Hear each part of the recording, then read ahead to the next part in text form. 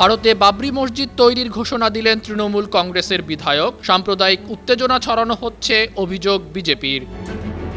গাজায় যুদ্ধবিরতির ৪৪ দিনে ৪৯৭ বার যুদ্ধবিরতি লঙ্ঘন করেছে ইসরায়েল। হামলায় ৩৪২ জন বেসামরিক নাগরিক নিহত। ২৪ ঘন্টায় মিয়ানমারে ৩বার ভূমিকম্প, ৫.২ মাত্রার ভূমিকম্পে কাঁপল ইন্দোনেশিয়া। ৫টি যুদ্ধ থামানোর কৃতিত্ব দাবি করলেন মার্কিন প্রেসিডেন্ট ডোনাল্ড ট্রাম্প। ভেনেজুয়েলায় অভিযান করতে প্রস্তুত যুক্তরাষ্ট্র।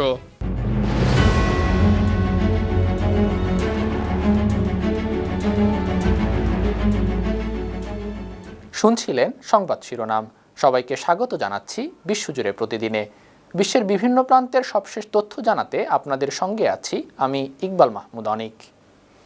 ভারতের পশ্চিমবঙ্গ রাজ্যে বাবরি মসজিদ তৈরির ঘোষণা দিয়েছেন রাজ্যের ক্ষমতাসীন দল তৃণমূল কংগ্রেসের বিধায়ক হুমায়ুন কবির। তিনি বলেছেন, মুর্শিদাবাদে আগামী ৬ ডিসেম্বর বাবরি মসজিদের ভিত্তিপ্রস্তর স্থাপন করবেন। রোববার ভারতীয় সংবাদ মাধ্যম এনডিটিভি জানিয়েছে, ওই দিন বেলডাঙ্গায় বাবরি মসজিদের ভিত্তিপ্রস্তর স্থাপনের ঘোষণা দিয়েছেন হুমায়ুন কবির। মূলত ওই দিনটি অযোধ্যায় বাবরি মসজিদ ধ্বংসের ৩৩তম বার্ষিকী। এই ঘোষণার পর রাজ্যটিতে ব্যাপক রাজনৈতিক বিতর্ক শুরু হয়েছে। বিজেপির মুখপাত্র ইয়াসের জিলানি এই মন্তব্যের তীব্র সমালোচনা করে অভিযোগ করেছেন, ভোটের স্বার্থে সচেতনভাবে সাম্প্রদায়িক উত্তেজনা ছড়ানো হচ্ছে।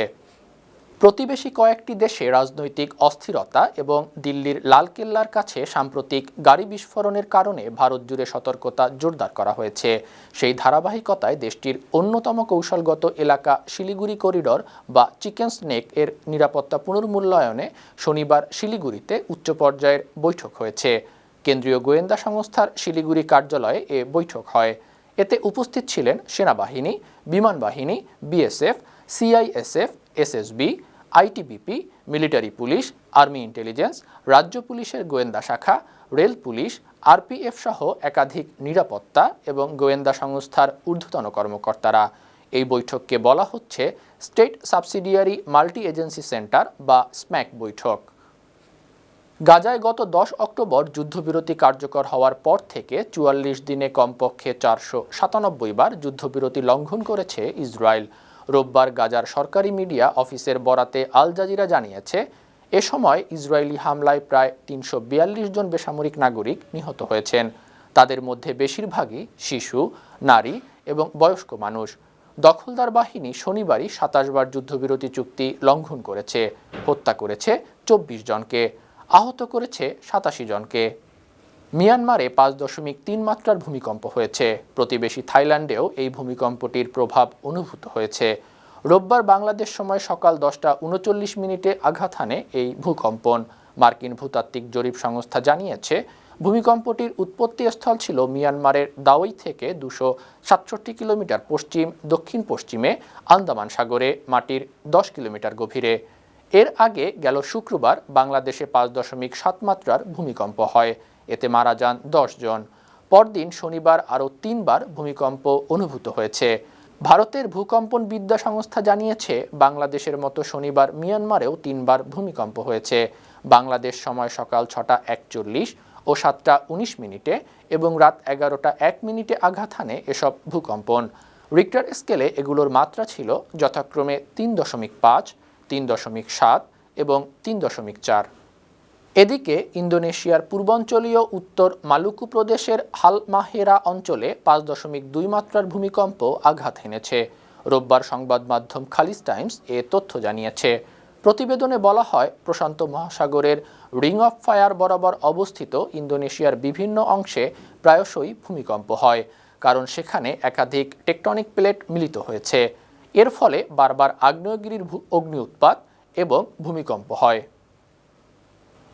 মিয়ানমারের দক্ষিণ পূর্বের থাইল্যান্ড সীমান্তের একটি ইন্টারনেট জালিয়াতি কেন্দ্রে অভিযান চালিয়ে প্রায় ১৬০০ বিদেশি নাগরিককে আটক করেছে মিয়ানমারের জান্তা সরকার।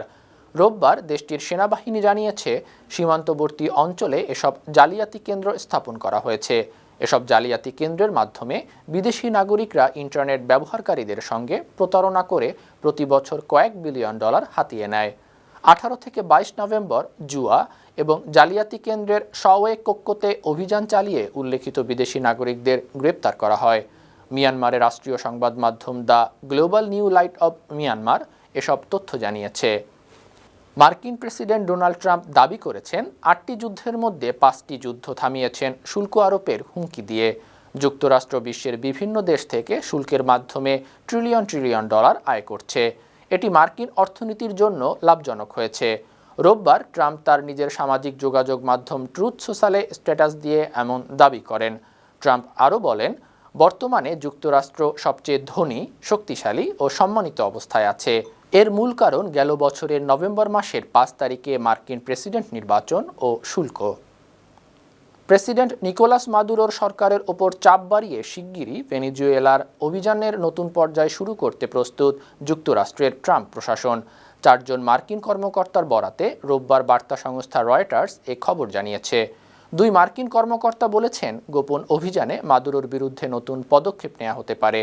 এই পদক্ষেপের সংবেদনশীলতার কারণে নাম প্রকাশ না করার শর্তে 4 কর্মকর্তা রয়টার্সের সঙ্গে কথা বলেছেন। ট্রাম্প প্রশাসন দাবি করছে, যুক্তরাষ্ট্রে অবৈধ মাদক প্রবাহের জন্য নিকোলাস মাদুরোর ভূমিকা আছে, তবে মাদুরো এই অভিযোগ অস্বীকার করেছেন। এদিকে মার্কিন ফেডারেল এভিয়েশন অ্যাডমিনিস্ট্রেশন ভেনেজুয়েলার আকাশসীমায় সম্ভাব্য বিপজ্জনক পরিস্থিতির সতর্কতা জারি করেছে। এ কারণে ভেনেজুয়েলায় নির্ধারিত একাধিক আন্তর্জাতিক ফ্লাইট বাতিল হয়েছে।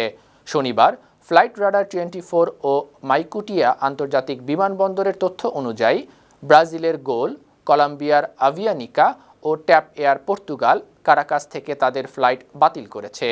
কলম্বিয়ার অ্যারোনটিকা সিভিল জানিয়েছে, নিরাপত্তা পরিস্থিতির কারণে মাইকুটিয়া আকাশপথে ঝুঁকি আছে। স্পেনের আইবেরিয়া জানিয়েছে, সোমবার থেকে পরবর্তী ঘোষণা না দেয়া পর্যন্ত কারাকাসগামী ফ্লাইট স্থগিত থাকবে। সম্প্রতি ওই অঞ্চলে মার্কিন সামরিক উপস্থিতি বেশ বেড়েছে। ব্রাজিলের সাবেক প্রেসিডেন্ট জৈর বলসোনারোকে শনিবার গ্রেপ্তার করেছে পুলিশ।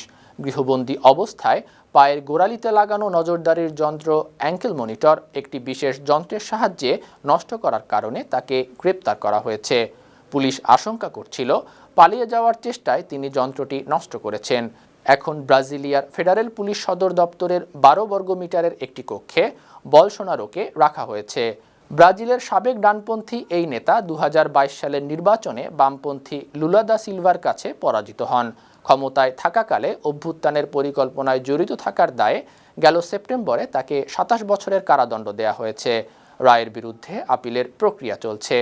আটক হওয়ার আগ পর্যন্ত আরেকটি মামলায় 100 দিনের বেশি সময় ধরে গৃহবন্দী ছিলেন তিনি। পেরুর সাবেক প্রধানমন্ত্রী বেট্রি স্যাভেজের বিরুদ্ধে গ্রেপ্তারি পরোয়ানা জারি করেছে সে দেশের আদালত। পরোয়ানা জারির পর তিনি দেশটির রাজধানী লিমায় মেক্সিকান দূতাবাসে আশ্রয় নিয়েছেন।